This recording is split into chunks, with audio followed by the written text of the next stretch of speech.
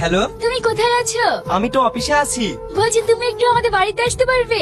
আব্বু তোমার সাথে কথা বলতে চাই। আচ্ছা ঠিক আছে, আমি আসছি। কি রে, তুই খেতে খেতে উঠে আবার কোথায় যাচ্ছিস? আব্বা, আমি একটু আসছি। কিরে, তোর বন্ধু আসছে? না হলে আমার আবার অফিসে লেট হয়ে যাচ্ছে। হ্যাঁ আব্বু, ওই এক্ষুনি চলে আসবে।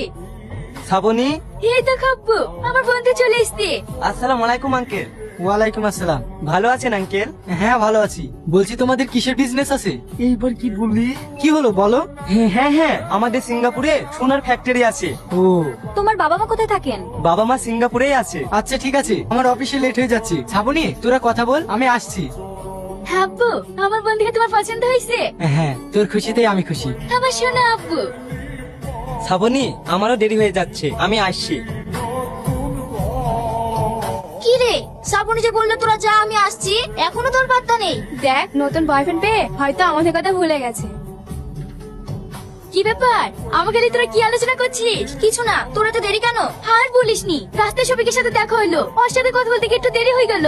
দেখ শ্রাবণী, তোর উপর কিন্তু আমার ভীষণ রাগ হয়ে আছে। কেন রে? তুই আজ পর্যন্ত কিন্তু তোর বয়ফ্রেন্ডের ছবি আমাকে দেখালি না। তুই কি ভেবেছিস তোর বয়ফ্রেন্ডকে আমি নিয়ে নেবো? অত রাগ করছিস কেন? শুধু তো ছবি দেখবি। আচ্ছা দেখাচ্ছি। এইটা তোর বয়ফ্রেন্ড? কেন, বিশ্বাস হচ্ছে না? না, আমাদের বাড়িতে একটা ছেলে সিকিউরিটি গার্ডের কাজ করে, সেম এরকমই দেখতে। তোর বয়ফ্রেন্ডের নাম কি?